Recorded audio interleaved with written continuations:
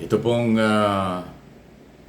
nangyaring karahasan, bombing sa Mindanao ay isa pong malaking dagok sa ating lahat, pang-ekonomiya at seguridad. Alam nyo, gumaganda na yung image ng ating bansa sa international community at sa business group para sa magandang buhay at development sa ating bayan, pero tayo nalusutan. Pero huwag tayong mag-alala dahil meron na pong ongoing investigation ng militar, ang PNP.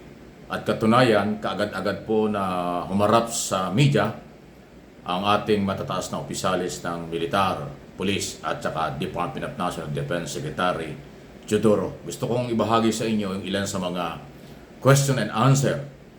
Ito po'y bigla ang press conference ng militar at kinaukulan dahil nga po sa nangyari. Kasi ito pong mga ganitong sitwasyon ay talagang hindi ho dapat binabaliwala or hindi pwedeng ito ganun-ganun lang. Tama lang na pagtuunan ng pansin at panagutin ng mga kinaukulan.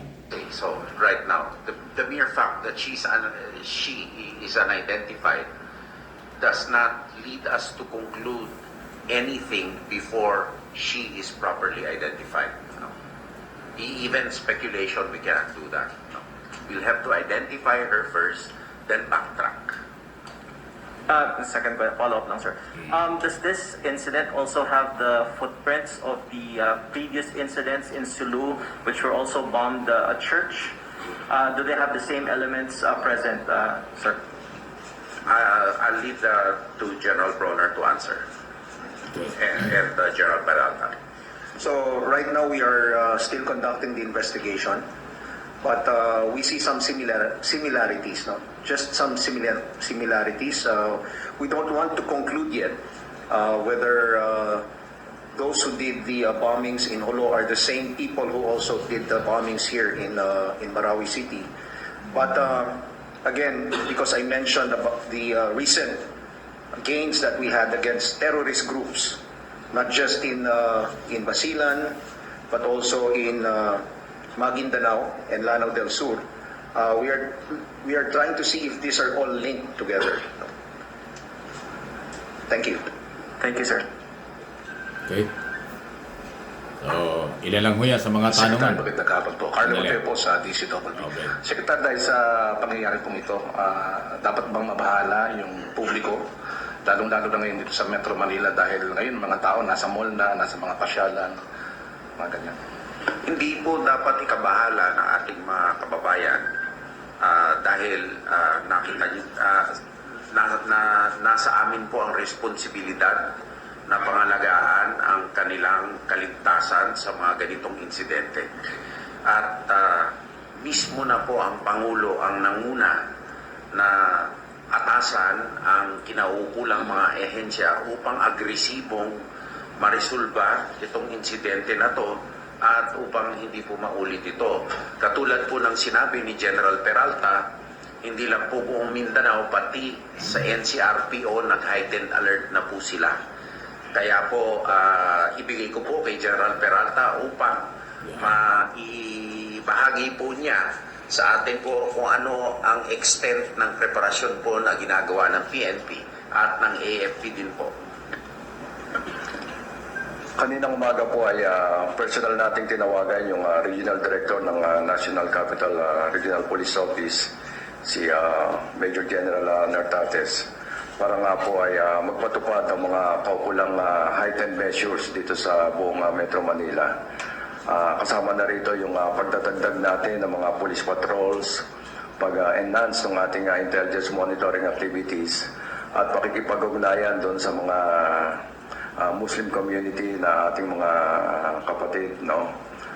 Makipag-usap sa kanila at sa iba pa pong grupo para magkaroon tayo ng mas holistic na countermeasures dito sa NCRPO.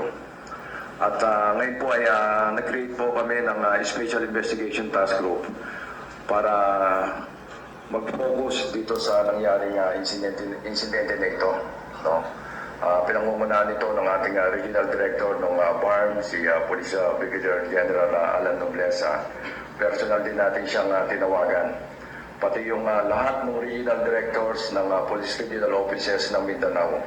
Direkta namin sila na i-enhance lahat ng mga crime prevention activities, pati yung intelligence operations natin. Then inatasan din natin sila na makipag-ugnayan sa AFP, no? At sa ngayon ay yung ating explosives and ordnance units ay makikipag-coordinate sa AFP counterparts. We will compare notes para makita natin kung ano-anong insidente ang in the past ay may similarity at ang sa ganun magkaroon tayo ng leads kung sino mang grupo ang gumawa nitong insidente na ito. Sa AFP naman po, bukas ay pupunta po ako sa Marawi mismo para tignan po yung sitwasyon natin doon. Magkakaroon po kami ng command conference with all the commanders, the AFP commanders as well as the PNP commanders on the ground para pag-usapan po namin yung mga actions na gagawin namin. Nang sa gayon ay unang-una, matukoy natin kung sino itong mga grupo, those who are responsible, and to go after them. We have to go after them.